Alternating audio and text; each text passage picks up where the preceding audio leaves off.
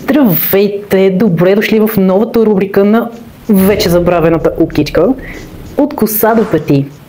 Естествено, ще си разговаряме, както винаги, за видове еди какво си. В случая това ще бъдат кожни придатъци. Това не се беше случвало до сега, но за всичко си има първи път. Имаме прекрасна кожа не случайно, за да ражда прекрасните придатъци. Очевидно, трябва да започнем с нещо пикантно, но тъй като ми омръзна да храня жените в улицата, просто вече ми е скучно. Затова реших да използвам познатите лица на така обичаните от нас принцеси на Дисни, Пиксар и каквито други анимации се сетите.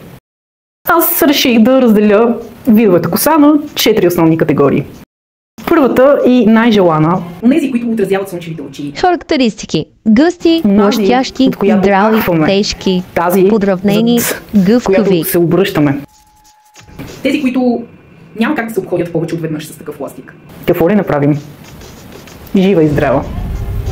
Причини: ето това е категорията, добър ген, всички се стремим. подходяща диета, правилна грижа, редовно подхранване, целесообразно миене, рядко термично излагане, прием на подходящи витамини, неизползване на вредни аксесуари, такива от метал или гума, неизползване на скапани четки и гребени, неизползване на некачествени уреди за стилизация, оформяне и сушене, неизползване на нискокачествени химикали за колористика и стилизация, липса на допир до текстил от синтетични материи по време на спорт, спане и други динамични или продължителни занимания,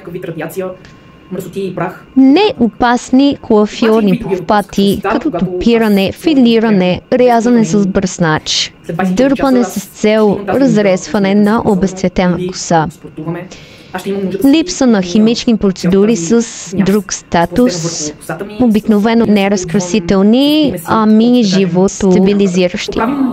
Една дължина от порядъка на метър и половина. Тогава имаме ли тази възможност да си мием косата толкова редовно? Можем ли да си позволим да използваме флакон от 200 мл шампуан, последващите продукти по 50 мл всяко? Дали ще е маска и балсам или едно от двете? Дали след това ще има ампули, колко ампули? Знаем, че има изключително квалитетни ампули, серуми и така нататък. Можем ли финансово да си позволим да отглеждаме една коса, която е метър и половина? Можем ли да си позволим и от към времева гледна точка да отглеждаме такава коса? Тъй като знаем, че самото миене ще отнеме боля и половина от най-големите възможни, които се продават на пазара. И знаем, че след това ще трябва да я сушим с сешуар в продължение поне 3-4 часа. И това съвсем не е шега. Просто когато нанесем този крем без отмиване, хидратацията се запечатва вътре в коса. И ние знаем, че едва ли не се опитваме да изсушим олио, което на практика не се получава, защото олиото започва да гори. И де факто ние нямаме изсушаване на тази коса. Ние не можем да си позволим да излезем при определени температури на самата коса. Всички тези минуси на имането на жива и здрава коса ме карат да се съмнявам в стойността на този акт. Заслужава ли си аз за прекрасния вид на тази коса да правя такива саможертви? Все пак, аз не трябва да споя върху определени материи и възглавници, за да мога да запазя коса, не счупен. Аз не мога да си позволя, да кажем, да връзвам косата си на кок, защото скалпа ми просто няма да го издържи. Главата ми може и да го издържи, раменете ми евентуално могат и да издържат тази тежест, но скалпа ще страда и челото ми ще започне да се свлича. И има и доста други неща, за които се сещам и са доста притеснителни. Като цяло, мисля, че минусите за мен да имам дълга коса са повече от плюсовете. И ако някъде срещна момиче с дълга коса, просто няма да завидя. Дори няма да завидя благородно, защото знам какво е това. Знам, че когато поставиш на пиедестал косата си, неглижираш доста други неща. Поради просто причина, че нямаш физическата възможност да се справиш с всичко останало. Така че, съжалявам, но това си остава в приказките. Дългата коса е абсолютно недостижима при определен стандарт на живот. Други ню-ню и стигат до нея. Втората категория е малко по-песимистична, но характеристики: сухи, накъсани, фърчащи, леки, неподвижни, капещи. Чиито вещества заздравяват вида на косата и я карат да сияе. Ако се чудим защо определени народи, които имат улеснен достъп до такъв тип хранене, имат перфектни кожа, коса и ногти, дължи се на техния допир с тази храна. Реално, на база завъртания на този ластик, ние разбираме колко коса имаме всъщност.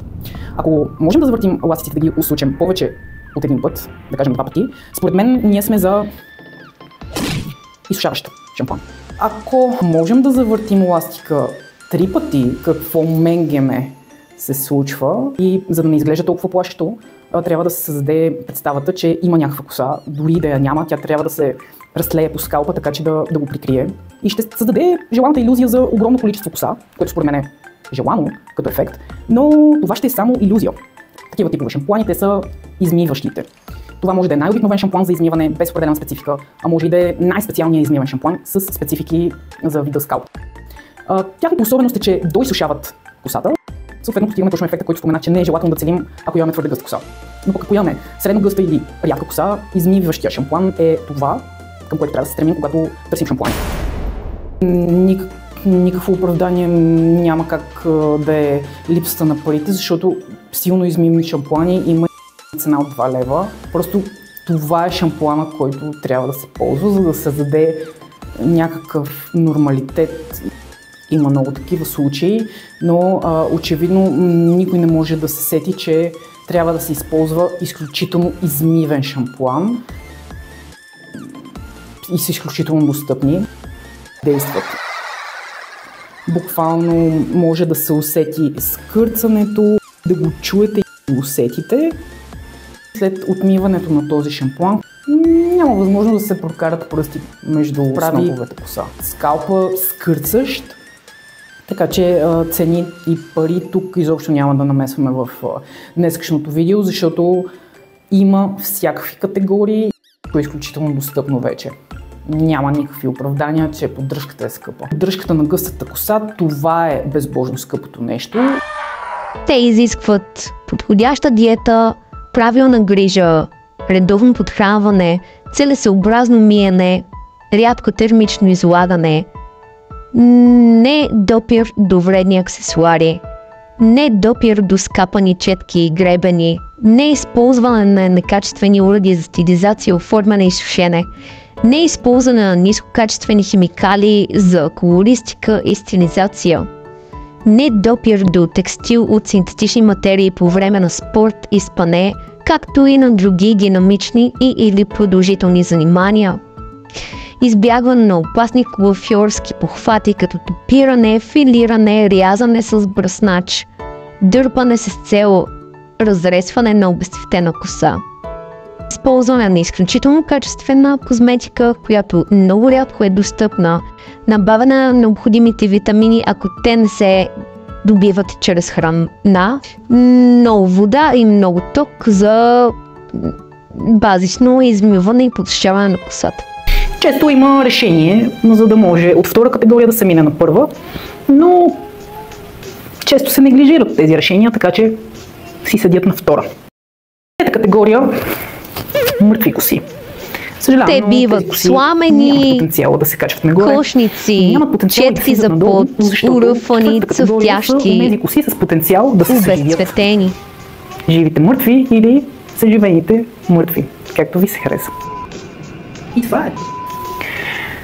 Към първата категория веднага бих класирала Покахонтас. Не защото съм същофил, не защото съм индианофил, а просто защото тази коса е божествена. Не само, че е дълга, не само, че е черна, тя е права, тя е блестяща, тя е гъста. Споменах ли гъста? Здрав скалп, здрав ген.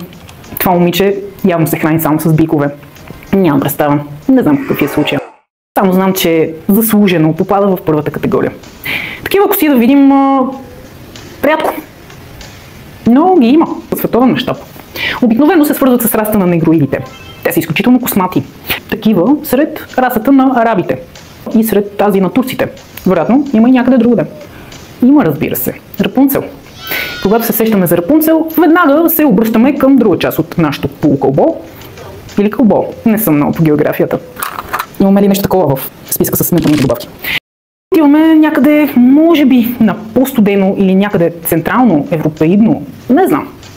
Географията ще каже. Но въпросът е, че такива коси има и на други места. Просто са обагрени по друг начин. Пак е красота. Аз съм убедена, че и здравина. Доказано е с времето. Вероятно тези храни присъстват във вашето меню в суровия им вариант. Или печен, да кажем. А може би варен. Аурора, въпреки че трие косата си в продължение на години върху тази възглавница, която дори не е от коприна, тя запазва косъма си, не е счупен. Косата й не цъфти, блясък и гъстота. Ако формулата за това да имаш прекрасна коса е сън, добре, ще бъде постигнато.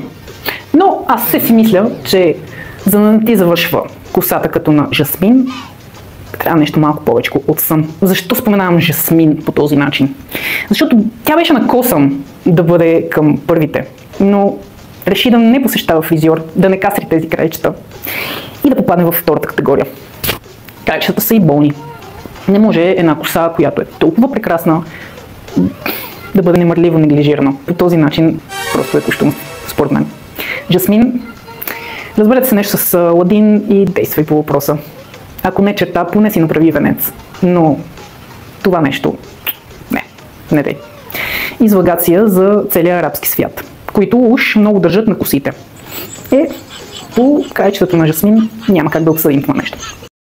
Други обаче, пък, които гордо застават на първата категория, са Снежанка и Мегара. За Мегара няма да говоря много, защото вероятно не си я спомняте. Тя е половинката на Херкулес, но със сметка на това нейната коса е божествена. Явно мускулестите си падат по готини коси, въпреки че те самите от анаболи няма как да отгледат свои. Или поне така съм чувала да е. Не е задължително да е вярно. Може би за това търсят противоположностите в половинките си. А пък колкото до Снежанка, тя не се слави с дължина, но за сметка на това си има живеца, има блясъка, има гъстотата. И така, това са косите към първата категория, които служат като шаблон, действително ги има и в реалността. Просто ние не сме родени под щастливата звезда да ги срещаме. Съответно, те остават мистерия за нас. Колко тъжно. На това най-често се разминаваме с невзрачни коси, като тази на Белла и тази на Елза.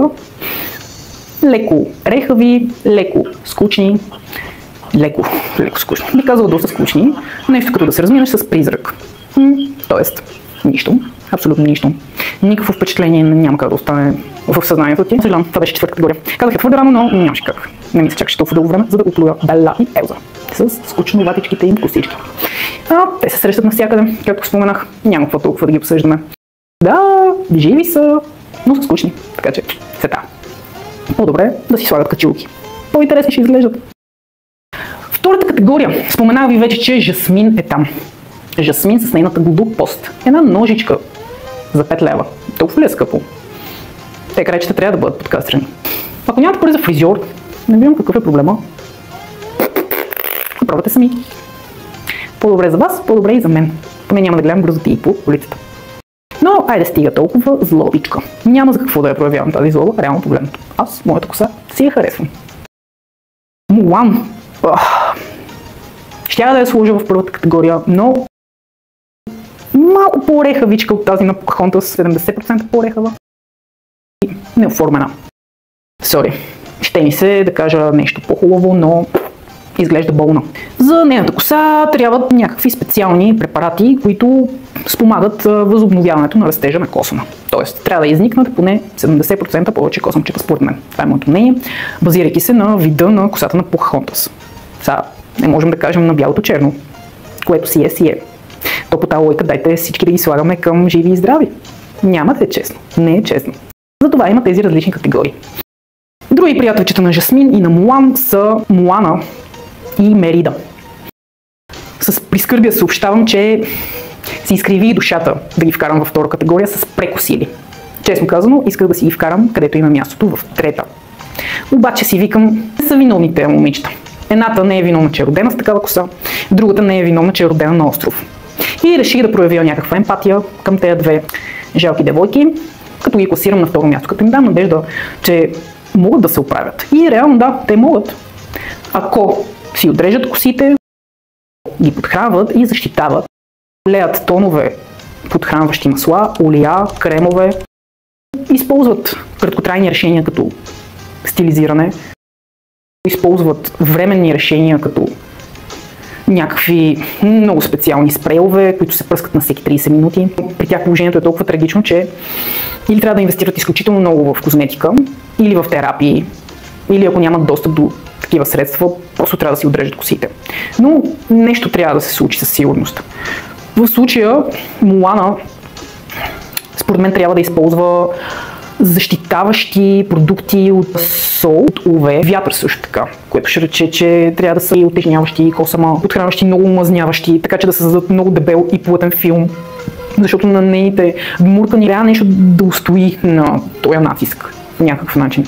И тъй като тя така ли, че перманентно си мокри косата, за нея няма да е проблем на всеки час-два да си слага тези подхранващи продукти. Въпросът е, че трябва нейният народ да измайстори някакви такива био, защото не аз знам как е с магазините там и какви са доставките на такива стоки. Въпреки че такива има, те ще са необходими и на Мерида, която е родена с окепазена. За мен е разплетена кошница, трагедия от всякъде, стърчащи косъмчета. Няма как да се озапти тази коса, освен ако не се леят тонове хидратанти за коса. Те от своя страна по някакъв начин ще карат Мерида да се къпе на всеки 24 часа. Това ще създаде страшен тормоз на психиката, защото тя нон-стоп трябва да се занимава с къпане, сушене. Тя отново ще си скапе косата, ще доскапе, всъщност почти няма на къде повече да се скапе, но може и да има, всъщност, не се знае, знае ли се. При нея положението е сложно. Освен, че трябва да наблегне на хидратиращи шампуани, не на измиването, на подхранващи и на хидратиращи, тя трябва да се здобие с пълния лист от всякакви продукти за такъв тип косъм. Това е силно чуплив, дребни спиралки. Този вид кадрица е пократителен и според мен трябва да се изливат тонове мазила, предназначени за този тип проблем. Обаче идва и един друг въпрос. Какъв е скалпа на тези хора? Защото обикновено ние си мислим за проблема на дължината, но рядко се сещаме за проблема върху скалпа. И обратното. Как да сме сигурни, че продуктът, който избираме, е съвместил двата проблема? Ако скалпа има проблем, който не е характерен за дължината или обратното, то тогава трябва ли да се използват различни продукти за скалп и различни такива за дължина? Ако скалпа се лющи, но дължината не е суха, както се очаква, а е обермазна, то направим скалпа с някакво нормално pH, хем надолу да се погрижим косата да не е мазна и сплъстена. Такива серии, които са измислени, сухи краища, мазни корени. Не знам на какъв принцип работят.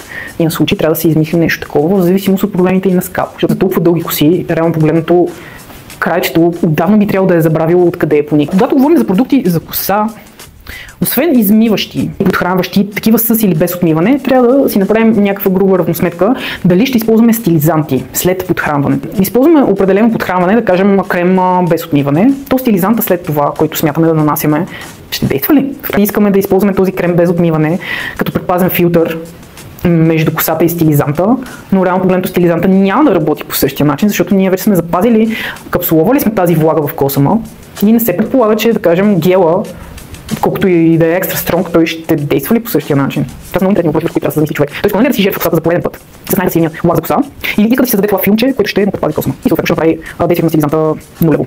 Както решение, просто иска да замаскира ужасно изглеждащата му иначе коса, би трябвало да се спре на стилизанта, без да използва нищо друго, за да е ефективен този стилизант и да му скрие примерно гносотиите. Обръцъвтяща коса, накъсана, разкъсана и как ще я прикриеш временно? Ами очевидно с използването на голямо количество стилизант. И евентуално горен перука или шапка или каквото и да. Чорап. Нещо си. Ще се измисли нещо. Но въпросът е, че това е временно скриване. После след измиване косата пак ще е траш. То е временно решението, тогава той вече ще си помисли, сега в крайна сметка искам ли да си скрия гадната коса с този стилизант или предпочитам да направя нещо, че цялата седмица косата ми да е окей. Ако мислим тези краткосрочни планове, тогава ще прибегнем до най-ефективните козметики за дадения проблем. Такива според мен са ампулите, защото те са с огромна концентрация на полезни вещества. Тази ампула действа мигновено. Серумите по същия начин. Търсим някакви продукти с висока концентрация на някакво активно вещество, което ще помогне. Според мен това ще са най-адекватните такива временни решения. Дългосрочното решение, това е решението за бъдещето. Тогава вече трябва да минем към някаква терапия, било то при фризьор, козметична или комбинация между двете. Можем да съчетаем различните линии на фирми, които се занимават с проблем на коса. И да следваме техните решения просто и да видим, защото има си вече създадени линии за абсолютно всякакво оплакване. Всичко, което искаме да съхраним. Би било странно да комбинирам несъчетаеми продукти. Аз съм го правила безбожно много пъти и не съм наблюдавала някакви фрапантни резултати. Като цяло аз никога не съм се замислила какво пише на шампуана, само на олиото. Никога не ме е интересувало дали е за дълга, мазна коса, косопад срещу косопад или каквото и да е. Никога не ме е интересувало това. Единственото, което ме е мотивирало да купя нещо за коса, е било аромата. От много време обаче не е така. Взимам си единствено и само продукти против косопад, защото така си въобразявам, че ще ми изникне нова коса. Защото аз лично смятам, че косата ми е станала 2 пъти по-рядка от миналото, а може и да са ми се размили спомените, нямам представа. Така съм си решила аз. Може и да правя грешка, нямам представа, но това правя аз. А какво ще правите вие, вече си е ваша работа. Така, и това е. Да кажем нещо и за третата категория, за мъртвите коси. Много съжалявам, но все пак след дълго премислене класирах Ariel там, въпреки че нейната коса изглежда и за съжаление само изглежда гъста, нейната коса е безкрайно увредена от обезцветяването. Тя е направила пълно обезцветяване. Според мен има възли в най-горните редове, покриват възлите, които са се образували от съсипания косъм в комбинация с морската вода и слънчевите лъчи. Цялото това негативно трио за косата прави тези топки и затова косата изглежда гъста. Но една безцветена коса няма как да е жива, да е здрава, ако ще с злато да се обезцветявали. То няма да се случи това. Съжалявам, Ариел. Няма шанс да те преместя на друго място, въпреки че ми се искаше да кажа да, гъстотата ти е страхотна, но след като аз знам какво си направила, просто сърце не ми дава. Все пак Покахонтас е на първо място. Сори, ама никой не се ражда с такава коса. Сори. Рая или Рая. Леле, как е възможно да са направили такава принцеса, не знам, но тази дивачка има цъфтеж, който е довел до усмяване на косъма, т.е. на 8 части. Косата е пълен траш. Аз се чуда как ми е окапала просто от този цъфтеж.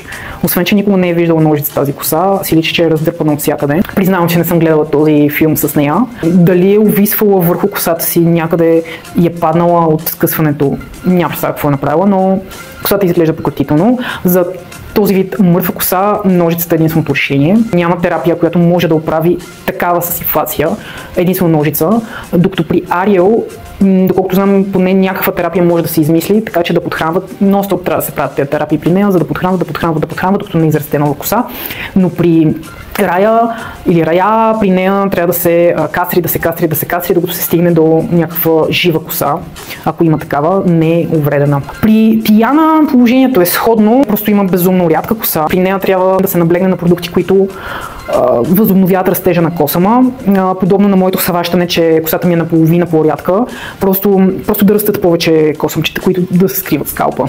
При нея не знам, но дали има 2 косъма на кръст, не е ясно, но с тези 2 снопченца, които и висят, просто не е много красиво. Не знам как им е хрумнало и за тази принцеса, аз не би го направил. Пепеляшка е последния пример за днес. Пепеляшка е сред най-характерните примери за мъртва коса. Вероятно има сходство с метлите, които я принуждават да използва. Косата ѝ е буквално метла. За нейната коса има терапии, които по същия начин, както при Ариел, могат да подхранват до израстване на новата коса. Но ще се наложи да са толкова редовни, че ако продължава да живее при сестрите си, това няма как да се случи. Но ако действително се премести при принца, да, може да има шанс. Ножицата обаче според мен ще е първата стъпка, защото все пак трябва да се премахне увредената коса. Така че винаги е нещото за сметка на дължината, колкото и дълго време да е пускана тази коса, в един момент просто това се оказва най-адекватното решение. И общо взето трябва да изберем между предпазващи, измиващи, подхранващи и стилизиращи продукти. Трябва да знаем техните минуси и техните плюсове за нашия конкретен случай, за да можем да преценим какво точно аджеба трябва да използваме. Естествено, ако сте като мен и се интересувате единствено от аромата на дадения продукт, няма смисъл дори да слушате това нещо. Но така, тъй като знам, че не сте и ви пука какво си слагате върху косата, то къде се намирате? В коя категория от тези 4 се намира вашата коса? И оттам нататък вече си правите някаква груба равносметка. Какъв е смисъл от този клип? Честно казано, чуя се доста дълго време. Може би някакво проумяване за това колко време ни трябва да отделим за да направим косата си добре изглеждаща. Каква е честотата на използване на определен тип продукти? Дали можем да си позволим определена категория продукти? Някаква равносметка за всичко това. И така. Но все пак, ако сте като мен и държите само на аромата им, давайте. Внимайте обаче с неща, които няма как да померишете. Или сте толкова възпитани като мен, че не разопаковате опаковки в физическите магазини, за да не правите лошо впечатление. Така може да си изпатите. Душете си всичко на воля и ухайте приятно. Косата. Или я имате. Една тежка коса ще падне тежко, а тази се вее 5 минути над мен.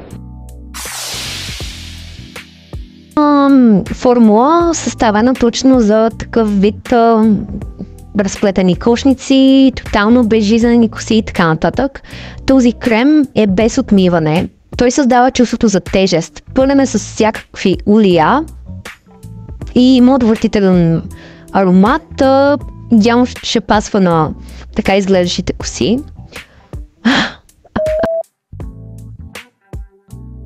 Първо мереше на крем за крака от 1 лев. Аз струва 17 лева. Тя ще изглежда още по-съсипана. Според мен